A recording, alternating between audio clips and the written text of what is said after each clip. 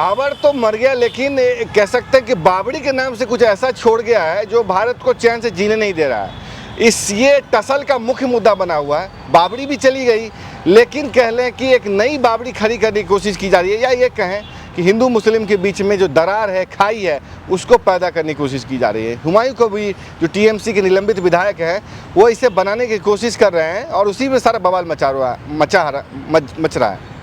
लेकिन जिस तरीके से नवनीत राणा ने टारगेट किया उनको और ये कहा है कि उनके खुद के कब्र के लिए जगह नहीं मिलेगी, उसने एक तरीके से फिर से राजनीति को गर्म कर दिया। इसी पे बात करेंगे और हमारे साथ मौजूद हैं अमीन अहमद सर। अमीन सर, बंगाल में क्या चल रहा है? हुमायूं कबीर वाला क्या मामला है और बागेश्वर बाबा कहाँ से बीच में आए? नहीं, असल बात में होता क्या है कि बागेश्वर बाबा जो है मतलब हर जगह जो है कथा कहते हैं और वो एक देश के पॉपुलर कथावाचक हैं। कथावाचक के हिसाब से ही वो अपनी पॉपुलरिटी किए और हर जगह कथा कहते हैं। उसी को लेके जो है बंगाल में चुनाव होने वाला है। पहला ये भी बताते थे कि चुनाव आयोग जो है पहली टीम जो है आसाम भेज दी है, जो उसके बाद से हिसाब से वो रिपोर्ट आएगी, फिर ऐसे 5 राज्यों में जाएगा। तो ये राजनीतिक प्रतिद्वंदिता है। और दूसरी चीज़ की जो मुर्शिदाबाद में जो है बाबरी मस्जिद बन रही है, तो वो भी उनको माइलेज लेना है। तो इसी हिसाब से जो बागेश्वर बाबा वाली बात थी कि वो कथा होगी, तो हुमायूं कबीर के तरफ से भी बयान आया, फिर इधर से बयान आया। तो उसी को लेकर जो है नवनीत राणा ने ये हमला करते हुए बताया कि बागेश्वर बाबा भी आएंगे, कथा भी कहेंगे और कथा कह के जाएंगे भी। तो ये एक तरह से देखा गया। दूसरी बात जो आप कह रहे थे कि राजनीतिक माइलेज क्या होता है, वहाँ पे मुसलमानों की संख्या है। एक तरफ जो है हुमायूं कबीर जो है मुसलमानों को लेके जो है कह रहे हैं कि हम उनके नेता हैं, टीएमसी वाले कह रहे हैं कि हम उनके नेता हैं, सीपीएम वाले कह रहे हैं कि हम उनके नेता हैं, कांग्रेस वाले कह रहे हैं कि हम उनके नेता हैं। तो ये एक वोट बैंक की राजनीति चल रही है। लेकिन हाँ, ये एक ज़रूर है कि ये जो है रस्साकसी मुझे लगता है कि देखने को काफ़ी दिनों तक मिलेगी, क्योंकि इसका कारण यह है कि उधर से बयान आएगा, फिर इधर से जाएगा, फिर इधर से बयान आएगा, फिर उधर। आपको एक दिलचस्प बात बता दें कि क्या कहते हैं कि कुछ दिनों पहले जो है क्या कहते हैं कि यूपी के मुख्यमंत्री योगी आदित्यनाथ ने जी भी इस पे एक सख्त लहजे में बयान दिया था।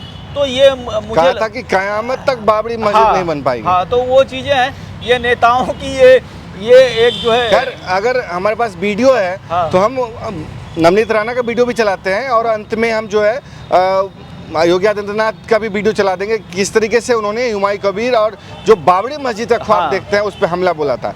इस बाबरी मस्जिद के बारे में बताएं कि जो टीएमसी के निलंबित विधायक है हुमायूं कबीर, इसकी एक तरीके से आधारशिला रखा है उन्होंने, रख दिया है। 11 फरवरी से उसका काम चालू हो गया है। करीब 55 करोड़ में इसका बनना है और तकरीबन 11 एकड़ में 2.5 साल में बन के तैयार बन जाएगा। और कहा जा रहा है कि 11 एकड़ में बन रहा है, 55 करोड़ रुपए खर्च होंगे। अब देखने की बात है कि ये कितने सालों में, आप 2.5 साल की बात कर रहे हैं, कैसे बनता है। अभी तो काम शुरू हुआ है, क्या व्यवधान उत्पन्न होती है।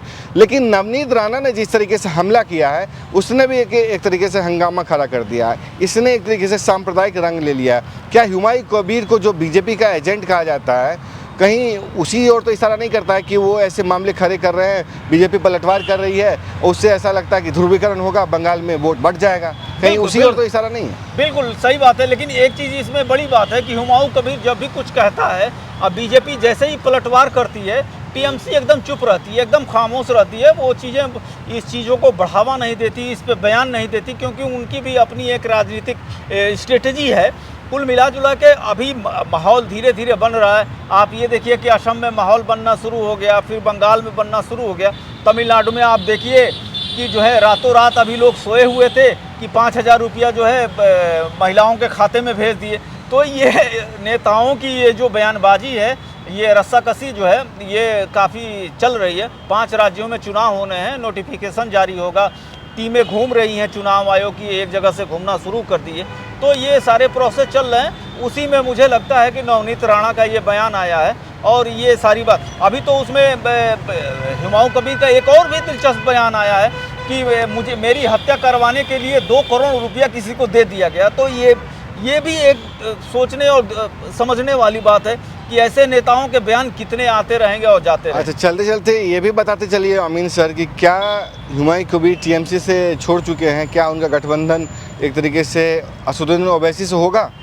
अभी तो बीच में ये चीज़, ये एक तरह से खुद ही उन्होंने बयान दिया था कि मैं तो चाहता हूँ कि कांग्रेस भी हमसे समझौता कर ले और क्या कहते हैं कि असदुद्दीन ओवैसी भी हमसे समझौता कर ले और हम तीनों मिलके एक सेकुलर पाए के साथ जो है क्या कहते हैं कि बात आगे बढ़ाएं। लेकिन कांग्रेस के पास फुरफुरा शरीफ का गठबंधन तो है, वो क्यों जाएगी हुमायूं कबीर के साथ?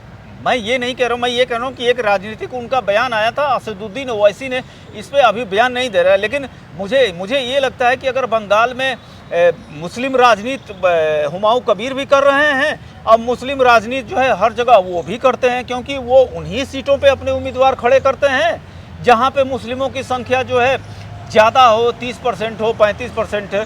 तो वो एक जो है राजनीतिक भाषा है। बीजेपी की बी टीम कहते हैं असदुद्दीन ओवैसी को, उधर जो है टीएमसी कह रही है कि बीजेपी के बी टीम हुमायूं कबीर है। तो ये रस्साकसी है और यही चीज़ें हैं। लेकिन अभी तक मुझे नहीं लग रहा है कि ना कोई अभी सर्वे आ रहा है, ना कोई बंगाल की जनता का कोई दिमागी चीज़ों को नापा जा रहा है। अभी जो है सिर्फ नेताओं के बयानबाजी जारी है।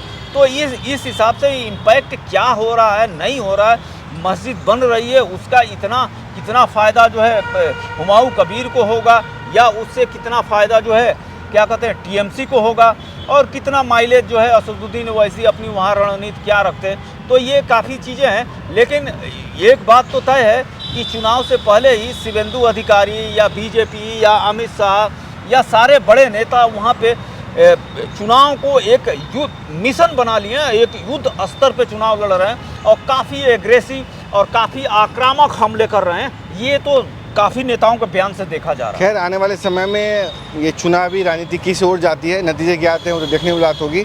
लेकिन हम आपको छोड़े जाते हैं नवनीत राणा ने क्या कहा और योगी आदित्यनाथ का बाबरी मस्जिद पे क्या कुछ कहना था, वो वीडियो देखिए और अपनी राय जरूर दीजिए। तब तक के लिए देखते रहे न्यूज़ एक्सप्रेस। नमस्कार। हमारे महाराज जी कहते हैं संतों की माला के साथ हाथों में बाला भी होना बहुत जरूरी है। और मैं महाराष्ट्र की बेटी हूं तो मैं बाला के साथ तलवार भी लेकर मैदान में उतरी हूं। जो कहते हैं कि बाबरी बनाएंगे वेस्ट बंगाल में, ये याद रखना कि तुम्हारी कब्र के लिए तुम्हें हिंदुस्तान में जगह भी नहीं मिलेगी।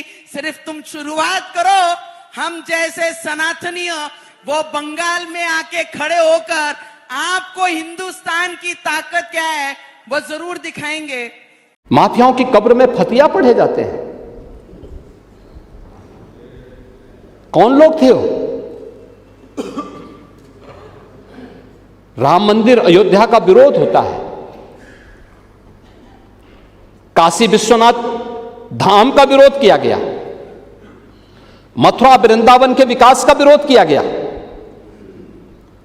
तुष्टीकरण की पराकाष्ठा किस हद तक जन्माष्टमी के पर्वों को थाने और जेलों में रोक दिया गया। एक ही तो पर्व था जो जेल में मनाया जाता था, समाजवादी पार्टी के समय में उस पर रोक लगा दी गई। कावड़ यात्रा को रोकी जाती है। कावड़ यात्रा में समाज का अंतिम पायदान पर बैठा हुआ व्यक्ति जाता है। शिव की बारात बोली जाती है। शिव की बारात का मतलब बिना भेदभाव के हर समाज का व्यक्ति जाएगा। वह कावड़ यात्रा पे आप लोगों ने रोक लगाई थी, कहा दंगा हो जाएगा, यही बोलते थे। अयोध्या की 84 कोसी परिक्रमा को इन्होंने रोका था और दीपोत्सव करने के लिए जब हम लोग अयोध्या गए थे इन्होंने उसका भी विरोध किया था। कांग्रेस ने तो उच्चतम न्यायालय में कहा कि श्री राम और श्री कृष्ण तो मिथक थे। सुप्रीम कोर्ट में एफिडेविट दाखिल कर दिया और समाजवादी पार्टी राम भक्तों पर गोलियां चलाती है। मंदिर निर्माण को रोकने के लिए कोर्ट में अपने वकील खड़े करती है, लेकिन आस्था, सनातन आस्था का याद रखना, सनातन आस्था को कोई कैद नहीं कर सकता, कोई कैद नहीं कर सकता है। और आज अयोध्या में भगवान श्री राम का भव्य मंदिर बन करके खड़ा हो गया है। आज तो खड़ा भगवान राम भव्य मंदिर। ये पुनर्जागरण का मॉडल यही है। इसमें विरासत भी है, विकास भी है, दोनों एक साथ चल रहा है। और आस्था का ये जो पुनर्जागरण है, यह उत्तर प्रदेश से प्रारंभ हुआ है। उत्तर प्रदेश भारत की आस्था का केंद्र बिंदु है। अगर भारत की आस्था की आत्मा कहें उत्तर प्रदेश को, कोई संयुक्ति नहीं। जिन्हें हम अयोध्या कह रहे हैं, जैसे हम काशी कह रहे हैं, जैसे हम मथुरा वृंदावन कह रहे हैं, जैसे हम प्रयागराज कह रहे हैं, ये केवल आस्था के केंद्र नहीं है। चित्रकूट, नैमिषारण्य, सुखतीर्थ, ये केवल आस्था के ही केंद्र नहीं है, ये राष्ट्र चेतना के भी केंद्र हैं। यही तो राष्ट्र चेतना के केंद्र हैं। अभी यूपी को कोई आप लोग समझ ही नहीं पा रहे हैं। अयोध्या की मर्यादा, जब भी दुनिया के अंदर मर्यादा की चर्चा होगी, अयोध्या की चर्चा होगी। जब भी दुनिया के अंदर शाश्वत चेतना की चर्चा होगी, तो काशी की चर्चा होगी। जब भी दुनिया में भक्ति की चर्चा होगी, तो मथुरा वृंदावन की चर्चा होगी। और जब भी समरसता की चर्चा होगी, तो प्रयागराज की चर्चा होगी। और ये चारों उत्तर प्रदेश में, हर उत्तर प्रदेश वासियों को इसमें गौरव की अनुभूति करनी चाहिए।